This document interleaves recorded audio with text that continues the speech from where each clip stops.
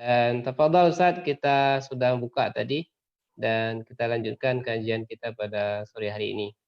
Baik, Bismillah, tafadhal. Bismillahirrahmanirrahim. Assalamualaikum warahmatullahi wabarakatuh.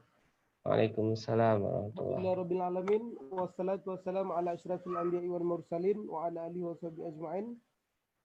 Rabbi shrah li sadri wa yassir li amri wahlul 'uqdatam min lisani yafqahu qawli, amma ba'd. Hadirin wal hadirat, para pendengar yang dimuliakan oleh Allah Subhanahu wa taala. Pada sore yang mulia ini kita kembali berjumpa dalam forum yang mulia ini. Mudah-mudahan setiap detik yang kita lewati mendapat keberkahan dan keridhaan dari Allah Subhanahu wa taala. Amin ya rabbal alamin. Jadi di pertemuan sebelum hari raya kemarin kita sudah selesai pasal 1 dari kitab Ta'lim ini yang dia terdiri dari 13 pasal. Jadi ada 13 pasal yang dibahas dalam kitab Ta'lim, dan hari ini kita insya Allah akan membahas tentang pasal kedua. Pasal kedua. Jadi para pendengar yang dimuliakan oleh Allah Subhanahu wa taala, kita review sedikit bahwa kitab Ta'lim ini adalah kitab karangan Syekh Az-Zarnuji yang ditulis untuk membimbing para penuntut ilmu khususnya di masa Syekh Az-Zarnuji agar mereka betul-betul mendapatkan tujuan daripada ilmu yang dituntut tersebut. Nah, tetapi tentu saja walaupun beliau mengatakan beliau menulis untuk para penuntut ilmu di masa beliau, tentu saja hal serupa juga berlaku untuk kita yang menuntut ilmu di zaman yang sudah jauh dengan beliau. Karena memang keadaan yang terjadi pada zaman beliau tersebut saya kira tidak jauh berbeda dengan keadaan yang terjadi pada zaman kita, ya kan? Maka di pasal kedua ini dijelaskan tentang niat ketika menuntut ilmu. Nah, timbul pertanyaan, apa pentingnya pembahasan tentang niat? Nah, karena dalam Islam niat itu memiliki peran yang sangat fundamental.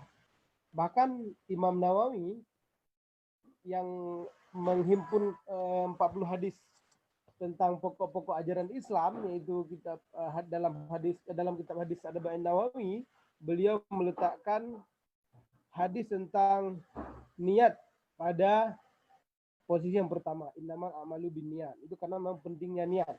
Kadang-kala kita tidak begitu perhatian dengan urusan niat ini ya, karena dia memegang peranan yang sangat penting dalam seluruh aspek tatanan kehidupan kita di dunia ini dalam rangka kita meraih tujuan akhirat yang kita idam-idamkan. Para pendengar yang dimuliakan oleh Allah Subhanahu wa taala. Nah, dalam pasal kedua ini membahas tentang niat dalam belajar, karena memang niat ini ada hal yang fundamental bagi seorang penuntut ilmu ya. Kita akan membacakan baris-baris dari kitab ini. Faslun fin niyati fi halit ta'allumi. Pasal pada menyatakan niat ketika menuntut ilmu. Summa la budda lahu minan niyati fi zamani ta'allumil ilmi, kata Syekh Az-Zarnuji.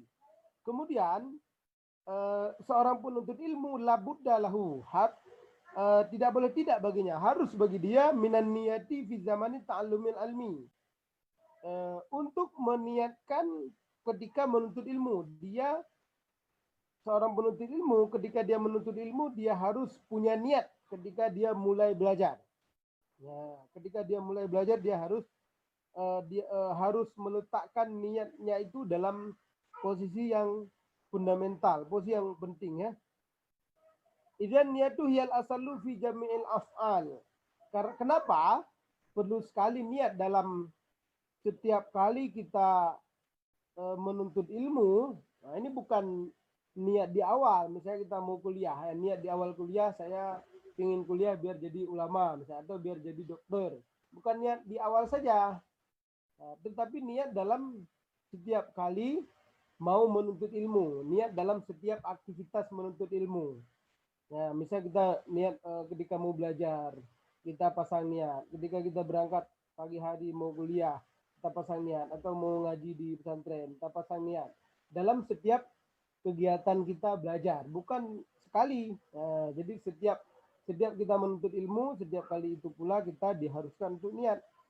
Nah, Kemudian Syekh Al-Albani mengutip hadis yang diletakkan pada posisi pertama oleh Imam Nawawi dalam kitabnya Hadis Arba'in Nawawi, yaitu innamal a'malu binniyat.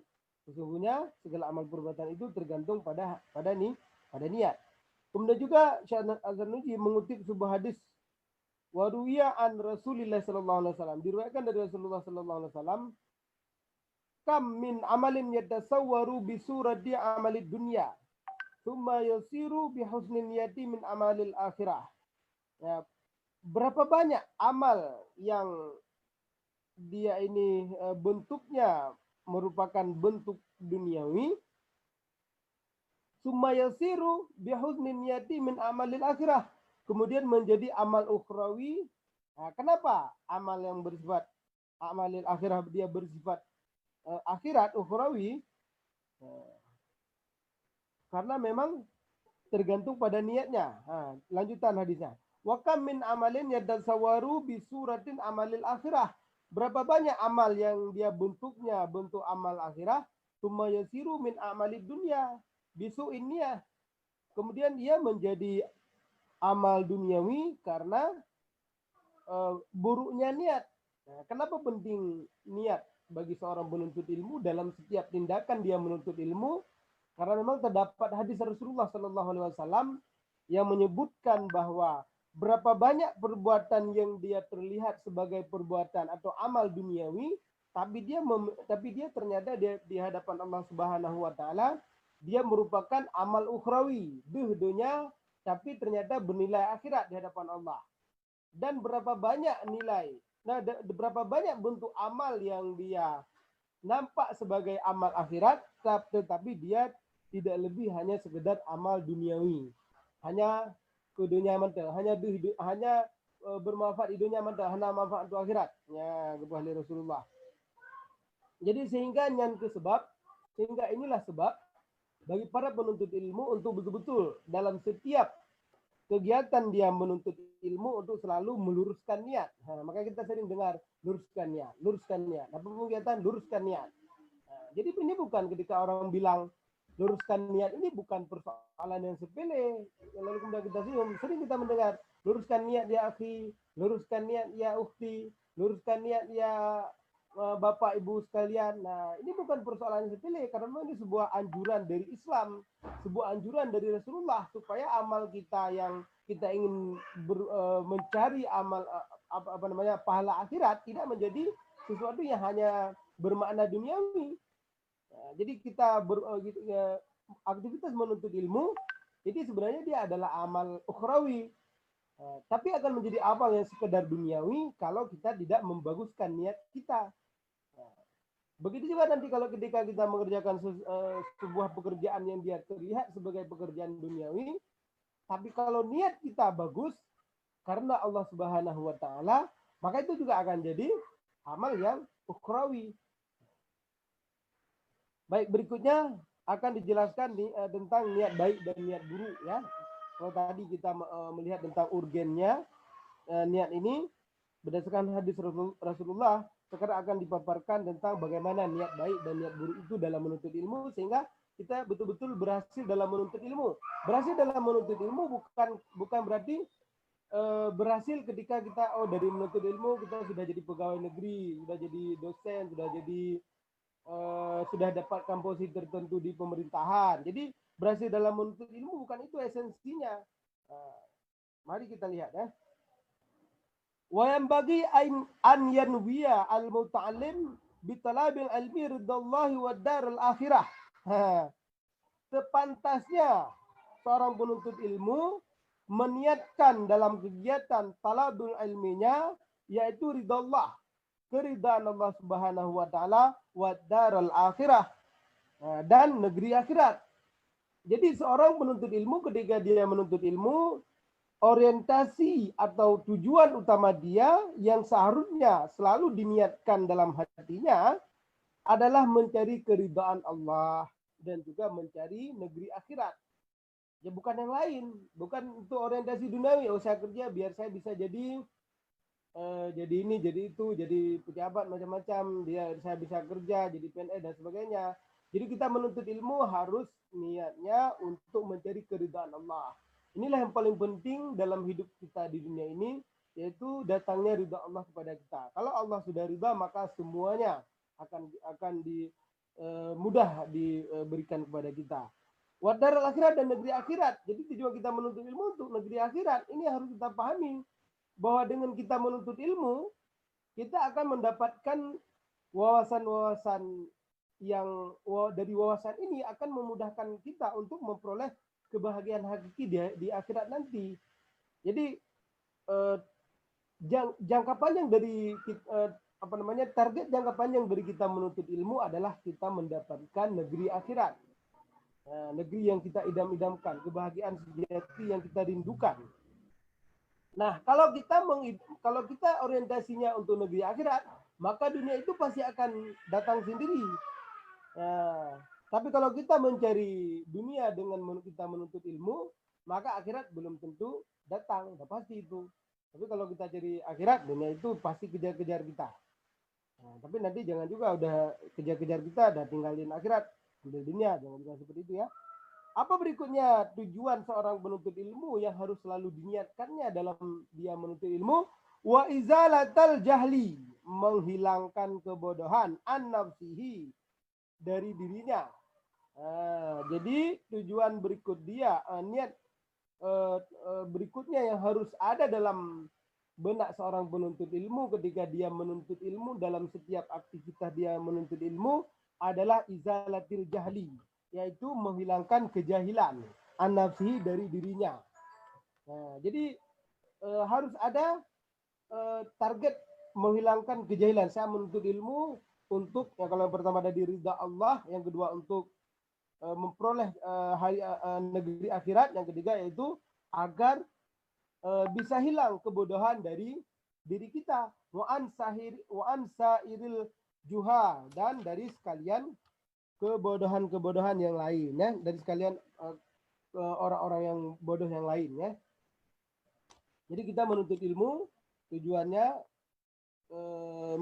mencari ridha Allah, kemudian negeri akhirat, dan menghilangkan kebodohan dari kita dan dari sekalian orang-orang yang bodoh yang lain. Kemudian berikutnya apalagi? Wa ihya ad-din wa ibqa al-islam.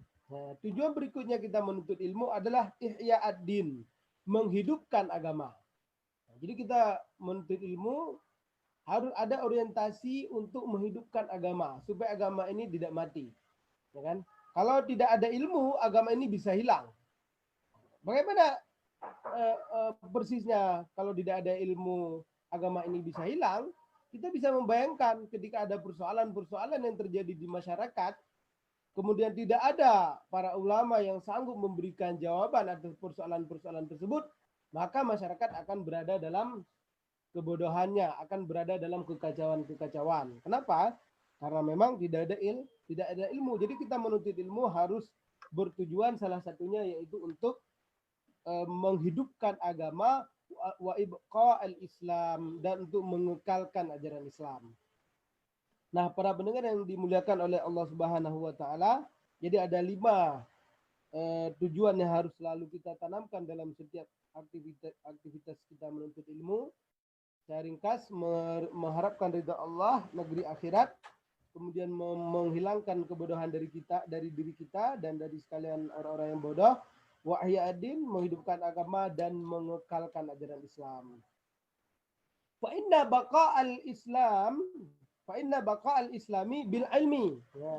Karena sesungguhnya Islam itu akan kekal. Dengan apa kekal? Bil ilmi, dengan ilmu. Jadi Islam itu akan bisa bertahan kalau ada ilmu, kalau orang-orangnya punya ilmu. Tapi ketika sebaliknya orang-orang muslimnya tidak lagi punya ilmu karena mereka tidak mau menuntut ilmu, maka Islam itu akan hilang. Contoh misalnya dalam bidang fikih, misalnya dalam bidang tauhid, tasawuf dan sebagainya. Kalau misalnya dalam bidang fikih nggak ada lagi orang yang paham fikih, nah berarti Islam itu akan hilang awalnya dalam bidang fikih, kemudian juga berikutnya dalam bidang-bidang lain. Begitu juga dalam perkara-perkara yang lainnya. Termasuk ilmu yang sifatnya fardu kifayah. Jadi Islam itu bisa kekal, bisa eksis, bisa kuat kalau umat Islam itu punya ilmu. Maka kita dalam menuntut ilmu harus punya tujuan untuk mengekalkan ajaran Islam. Kemudian berikutnya kata Syekh Az-Zarnuji, wala yasihu zuhdu wa taqwa ma'al jahli. Dan tidak salah zuhud, tidak bisa menjadi zuhud, wa taqwa dan ketakwaan ma'al jahli dengan kebodohan. Jadi artinya apa? Seseorang tidak akan bisa berbuat zuhud dan juga tidak akan menjadi seorang yang bertakwa, tidak akan bisa mengerjakan amal-amal yang bisa mengantarkannya kepada derajat takwa jika tidak ada ilmu. Kalau kemarin kita berbicara tentang bagaimana pentingnya ilmu fikih misalnya, yang di sana mengajarkan tentang halal dan haram. Seorang pedagang yang dia punya ilmu tentang halal dan haram, dan kemudian dia mengamalkannya dalam aktivitas perdagangannya, maka dia akan menjadi seorang yang zuhud. Dan pada akhirnya dia akan menjadi seorang hamba Allah yang bertakwa kepada Allah Subhanahu wa Ta'ala dengan ilmu ini. Tapi kalau tanpa ilmu tentu dia tidak akan peduli, tidak akan tahu hal-hal yang bisa mengantarkannya kepada kezuhudan dan ketakwaan. Jadi ilmu inilah yang bisa mengantarkan seseorang kepada zuhud dan kepada takwa.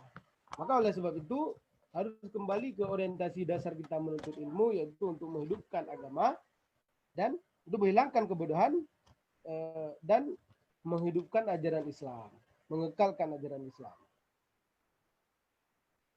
Kemudian para pendengar yang dimuliakan oleh Allah Subhanahu wa Ta'ala, wa ansyada Syekhul al-Imamu al-Ajallu al-Ustadz Burhanuddin sahibul hidayah syi'ra li ba'dihim. Kemudian telah wa ansyadda Syekhu menasyidkan, melantunkan nasyid, menulis nasyid oleh Syekh Imam al-Ajallu Ustadz Burhanuddin. Syekh Imam Ustadz Burhanuddin ya. Sahibul hidayah yang memiliki hidayah syi'ra li ba'dihim. Gubahan syi'ra apa?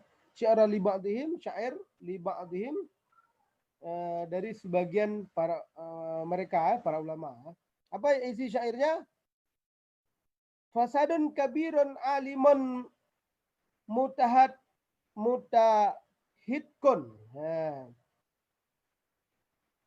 Fasadlah, rusak besarlah orang alim tidak teratur. Kan alimun mutahidkun, orang alim tidak teratur. Wa akbaru minhu jahilun mutanassikun. Lebih hancur orang jahil ibadah rusak. Jadi yang pertama akan rusak kalau orang alim dia tidak teratur, dan tapi akan lebih hancur lagi kalau orang jahil dia rusak dalam beribadah, mutanasikun, dalam kegiatan dia beribadah. Huma fitnatun lil alamin azimatun. Keduanya adalah fitnah lil alamin, bagi alam semesta, azimatun yang besar ya. Jadi kerusakan yang ditimbulkan oleh orang berilmu yang tidak teratur dan juga oleh orang bodoh yang dia rusak dalam beribadah itu merupakan fitnah besar bagi sekalian alam ya, bagi alam semesta. Liman bihima fi dinihi yatamassaku. Bagi siman bihima yang bihima dengan keduanya fi dinihi pada agamanya yatamassaku, ia menganutnya sebagai dasar agama ya. Jadi syair ini menegaskan bahwa betapa rusaknya orang-orang yang berilmu yang dia tidak teratur, dan juga betapa lebih rusaknya lagi orang-orang yang dia jahil yang beribadah dalam keadaan dia ngawur ya, rusak, tidak benar. Wa nuya bihi asyukra ala na'matil aqli wa sihatil badani wala yanwiya bihi iqbalan nasi alaihi. Kan? Wa yanwiya bihi asyukra ala na'matil akli. Dan yanwiya dan semestinya di atas yang bagi tadi, dan semestinya bagi seorang penuntut ilmu untuk meniatkan bi asyukru dengan ilmu tersebut asyukra akan syukur. Syukur atas apa? Ala nikmatil akli wasihatil badani. Seorang penuntut ilmu dia juga harus senantiasa bersyukur kepada Allah Subhanahu wa taala di atas nikmat akal, wasihatil badani dan kesehatan badan. Ya. Jadi seorang penuntut ilmu kata Syekh Az-Zarnuji dia mesti senantiasa untuk bersyukur kepada Allah Subhanahu wa taala atas diberikannya nikmat akal. Kalau kita punya akal, kita bisa berpikir dengan akal kita ini sehingga kita bisa mendapatkan cahaya Islam. Tapi kalau akal kita rusak, maka kita tidak akan mendapatkan ilmu, tidak akan mendapatkan kebenaran-kebenaran, tidak akan mendapatkan cahaya Islam. Begitu juga kalau badan kita sakit. Nah, kalau kita sakit, kita nggak bisa menuntut ilmu. Kalau kita sakit, kita nggak akan selera dalam membaca, tidak akan semangat dalam berbagai aktivitas keilmuan. Maka seorang penuntut ilmu, dia harus selalu bersyukur pada Allah Subhanahu wa taala atas nikmat akal dan kesehatan badan. Nah, para pendengar yang dimuliakan oleh Allah Subhanahu wa taala, wala yanwiya bihi iqbalan nasi alaihi. Ya. Dan semestinya bagi seorang penuntut ilmu, la yanwiya bihi, ia tidak meniatkan dengannya ilmu. Ya. Jangan dia meniatkan dengan ilmu yang dia peroleh iqbalan nasi alaihi. Tidak meniat apa? Iqbalan nasi alaihi, kepenerimaan manusia kepada dia. Jadi kita menuntut ilmu jangan dengan tujuan agar dihormati oleh manusia. Jangan dengan tujuan agar dihargai oleh masyarakat. Jangan dengan tujuan agar mendapat posisi di tengah-tengah masyarakat. Jangan kita menuntut ilmu dengan tujuan agar kita memiliki strata yang tinggi di hadapan masyarakat. Nah, itu tidak dibolehkan, kata Syekh Az-Zarnuji. Jadi kalau tadi niat Syekh Az-Zarnuji mengajarkan kita niat yang penting yang harus kita miliki, yang harus kita niatkan dalam setiap kita menuntut ilmu, maka berikutnya kita dilarang untuk meniatkan dalam aktivitas ilmu ini, dilarang meniatkan untuk mencari perhatian masyarakat, mencari popularitas di tengah-tengah masyarakat dengan ilmu yang kita miliki. Jadi bukan itu tujuannya, ya. Apalagi berikutnya, wala astijlabu hutamid dunia. Dan juga jangan meniatkan untuk mencari harta duniawi. Seorang penuntut ilmu dia tidak boleh meniatkan aktivitasnya menuntut ilmu untuk memperoleh dunia. Saya tuntut ilmu, nyak kujak buat di kuliah, nyak kujak kuliah, SJ macam-macam dengan tujuan tu supaya long lepeng. Kata jak tuntut ilmu tu kalau kroi peng tanya kai sembuh deh, kai bipeng deh, kalau peng tanya. Baik kenan tujuan. Kepala Syekh Az-Zarnuji yang adalah niat yang sangat-sangat terlarang bagi seorang penuntut ilmu dalam aktivitas dia menuntut ilmu. Apa berikutnya? Wal karamata 'inda sultani wa ghairihi. Dan juga tidak boleh meniatkan oleh seorang penuntut ilmu wal karamata untuk mencari kehormatan, karamah, kan? 'Inda sultani, di sisi sultan, di hadapan penguasa. Wa ghairihi dan semacamnya.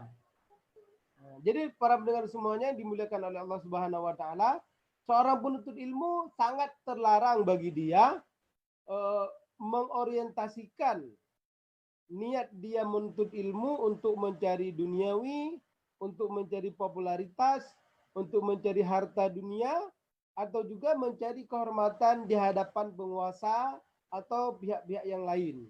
Jadi itu adalah hal-hal hal yang sangat-sangat terlarang bagi seorang penuntut ilmu. Nah, mungkin ini persoalan yang kecil, tapi dalam tataran yang praktis, ketika kita berada di lapangan, ketika kita menuntut ilmu, saat itulah teori-teori seperti ini menantang kita. Sanggupkah kita dalam menuntut ilmu ini betul-betul niat kita, yaitu yang pertama tadi ridha karena Allah Subhanahu wa taala, dan untuk ilmu karena Allah, mencari keridhaan Allah, mencari negeri akhirat, menghilangkan kebodohan agar kita bisa menghidupkan agama, dan untuk mengekalkan ajaran Islam. Jadi itu 5 itu tujuannya. Nah, sementara yang barusan cari duniawi, popularitas, perhatian orang, kehormatan di hadapan penguasa, ini adalah hal yang sangat terlarang bagi seorang penuntut ilmu. Kalaupun seorang penuntut ilmu kemudian dia orientasi menuntut ilmu ini hanya untuk duniawi, popularitas, kehormatan dan sebagainya, kemudian dia dalam menuntut ilmu dia berhasil dalam menuntut ilmu, ya kan?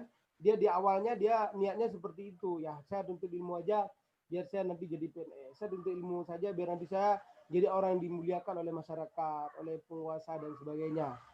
Kemudian dia menuntut ilmu dan kemudian dia berhasil dalam menuntut ilmu, dia tahu banyak ilmunya, tapi itu tidak akan ada keberkahan. Tidak akan ada keberkahan ilmu yang diperoleh dengan niat seperti itu. Kenapa tidak ada keberkahan? Karena dia mencari ilmu, sebenarnya ilmu ini bisa mengantarkan dia kepada kebahagiaan akhirat. Kalau dia dapat akhirat, dunia itu udah pasti juga akan mengikuti dia. Tapi ketika dia membatasi orientasinya menuntut ilmu hanya untuk popularitas, hanya untuk pekerjaan, hanya untuk mendapatkan harta duniawi, maka akhirat sudah pasti hilang. Maka itulah maknanya bahwa salah niat dalam menuntut ilmu, maka dia tidak akan mendapatkan keberkahan dalam ilmunya. Apa makna tidak akan mendapatkan keberkahan dalam ilmu dia? Dia tidak akan mendapatkan tujuan sejati dari ilmu, yaitu kebahagiaan negeri akhirat, keridhaan Allah Subhanahu wa taala. Para pendengar yang dimuliakan oleh Allah Subhanahu wa taala, kemudian Syekh Az-Zarruji melanjutkan, ini ada syair, tidak kita baca syair ini. Wa dzalika li anna man wajada ladzatan ilmi wal amali bihi qallama yarghabu fima 'indan nas. Hal tersebut pentingnya kita lurus dalam menuntut ilmu dan juga tidak meniatkan untuk sesuatu yang salah dalam menuntut ilmu. Kenapa? Karena sesungguhnya man wajada ladzatal ilmi, siapa saja yang menemukan lezatnya ilmu, ya kan? Wal amali bihi, dan pengamalan bihi dengan ilmu tersebut, qalamma yarghabu fima indan nas, maka kecil sekali yarghabu kesukaannya fima indan nas, pada sesuatu yang ada di sisi manusia. Jadi seseorang yang dia dapat merasakan kelezatan ilmu, dapat memahami hakikat dan tujuan dari dia menuntut ilmu, maka dia tidak akan membutuhkan apapun perhatian dari manusia. Karena memang dia betul-betul merasakan lezatnya ilmu. Jadi orang yang menuntut ilmu, merasakan kenikmatan dalam menuntut ilmu, dia tidak butuh perhatian manusia. Dia menuntut ilmu tidak akan untuk mencari popularitas, mencari perhatian masyarakat, mencari perhatian penguasa, mencari strata sosial yang tinggi di hadapan masyarakat, atau untuk mendapatkan harta duniawi. Nah, kenapa? Karena semua itu kecil. Karena sesungguhnya kelezatan ilmu itu lebih tinggi nilainya dari hal-hal kecil tersebut. Nah, itulah yang dipahami oleh seorang penuntut ilmu.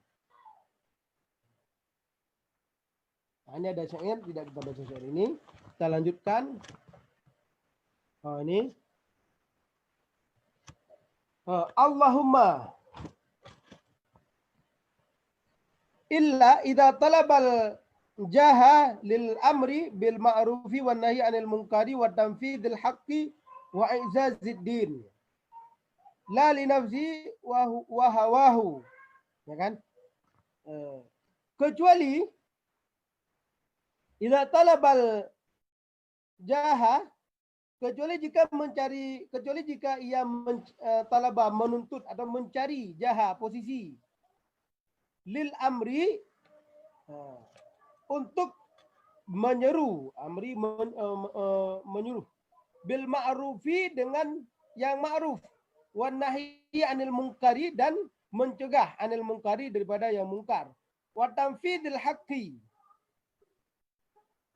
kan, dan untuk tanfiz, memperjuangkan, melaksanakan haqqi, kebenaran, wa i'zaziddin, dan memuliakan agama.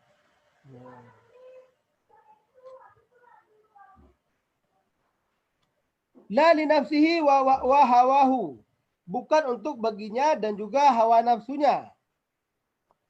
Fa yajuzu dzalika biqadri ma yuqimu bil amru bil ma'ruf wan nahya anil munkari, ya kan? Kalau tujuannya untuk seperti itu, yaitu untuk, kalau dia menuntut ilmu tujuannya untuk agar dia bisa menyuruh kepada yang ma'ruf dan mencegah daripada yang mungkar, dan untuk menegakkan kebenaran dan menjayakan agama Islam, ya kan? Bukan bagi dirinya, bukan bagi pribadinya atau hawa nafsu dia, maka itu boleh. Fajuzu, maka itu boleh, dengan kadar mayuqimu bil amra, dengan kadar yang bisa membuat dia menyuruh kepada yang ma'ruf, kan, wa nahi anil munkar, dan cegah daripada yang mungkar. Jadi saya ulangi bahwa seorang yang menuntut ilmu dengan tujuan untuk agar dia bisa menyuruh kepada yang ma'ruf dan mencegah daripada yang mungkar, dan untuk menegakkan kebenaran, menyampaikan kebenaran agar tidak agar masyarakat tidak diwarnai dengan kebatilan, maka itu boleh dia niatkan seperti itu. Itu dia niatkan, saya menuntut ilmu ini untuk agar saya bisa menyuruh manusia kepada kebaikan, agar saya bisa mencegah manusia daripada kemungkaran, agar saya bisa menegakkan kebenaran. Maka itu dibolehkan, tapi dengan kadar dia sekedar pada tataran tertentu. Ketika dia sudah setelah menuntut ilmu dia sudah bisa menyuruh kepada yang ma'ruf, maka itu sudah cukup. Kemudian sedikit lagi ya, sekitar 5 baris lagi. Wa yanbaghi li talibil ilmi ay yatafakkara fi dzalika, dan semestinya atau sepantasnya atau seharusnya li talibil ilmi, bagi seorang penuntut ilmu, bagi apa sepatutnya, ay yatafakkara fi dzalika, oleh bahwa berfikir ya pada demikian. Jadi para penuntut ilmu dia harus berfikir dengan hal tersebut. Jangan menganggap remeh soal niat ini. Jangan menganggap sudah selesai. Saya kan sudah beres dari dulu kok, udah diajarin. Dari pertama kita pergi pesantren, dari pertama kita pergi kuliah, dari pertama kita ikut pengajian-pengajian di masjid-masjid, di halaqah-halaqah, di berbagai macam tempat. Itu kan dari dulu sudah diajarin soal kepentingannya. Saya sudah selesai. Jangan kita berpikir seperti itu. Karena ketika kita berpikir kita sudah selesai, pada Allah Subhanahu wa taala mengatakan wala tuzakku anfusakum, jangan kita merasa suci, jangan kita merasa sudah beres, jangan kita merasa diri kita ini sudah betul semuanya, ya kan? Maka ditekankan oleh Syekh Al-Zanuji agar kita semuanya para penuntut ilmu untuk memikirkan hal tersebut. Kita anggap penting bagi diri kita soal niat ini. Apakah selama ini ada yang salah dengan niat kita dalam menuntut ilmu? Kalau ada yang salah kita perbaiki. Kalau sudah benar, alhamdulillah kita pertahankan. Jangan-jangan kita merasa kita sudah beres, kita sudah selesai. Karena persoalan ini sangat-sangat halus sekali. Bisa jadi kita pada awalnya niat kita sudah lurus, tapi di lapangan sedikit sudah melenceng, sedikit sudah dimainkan sehingga hilang akhirat yang kita cari. Fa innama yata'allamul ilma bijahdin katsir. Kan? Kenapa kita perlu memikirkan hal tersebut? Kan? Kenapa kita penting untuk memikirkan tentang niat kita, apa yang boleh, apa yang nggak boleh dalam kita menuntut ilmu, tentang orientasi kita menuntut ilmu?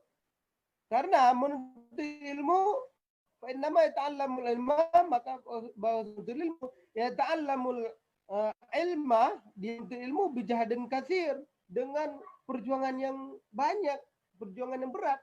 Jangan sampai dengan perjuangan yang berat ini kita tidak mencapai apa tujuan hakiki dari kita menuntut ilmu ini. Fala yasrifu ila dunya al-haqiratil qalilatil faniyah. Maka jangan sampai kesalahan dalam menuntut ilmu memalingkan ilmu kita, yasrifuhu, ilmu yang kita memalingkan ilmu kita tersebut kepada apa? Dipalingkan ila dunia, kepada dunia. Kita sudah capek menuntut ilmu, tetapi setelah itu atau dalam kita menuntut ilmu ada setelah kita mendapatkan ilmu tersebut, kemudian terpaling dari tujuan awal untuk mencari keridhaan Allah, menghidupkan agama, berpaling menjadi sesuatu yang sifatnya orientasinya duniawi. Jangan sampai dibelokkan, kan? Jangan sampai dipalingkan ilmu yang sudah kita miliki ini kepada tujuan duniawi dan yang sangat nilainya sangat kecil sekali, al-faniyah, yang sifatnya juga fana, hilang. Kalau kita menuntut ilmu untuk duniawi, untuk perhatian masyarakat, perhatian penguasa, atau perhatian-perhatian yang lain, tujuan untuk mencari harta dan sebagainya, semua itu sifatnya adalah faniyah. Semuanya sifatnya adalah binasa. Dia pasti akan hilang. Dia pasti akan pergi. Nah, tetapi kalau tujuannya untuk keridhaan Allah, untuk negeri akhirat, maka itulah tujuan hakiki yang tidak akan pernah hilang. Dan itulah yang seharusnya seharusnya kita miliki dalam kita menuntut ilmu dan juga setelah kita menuntut ilmu. Tapi bagi seorang muslim, menuntut ilmu itu sepanjang hayat ya.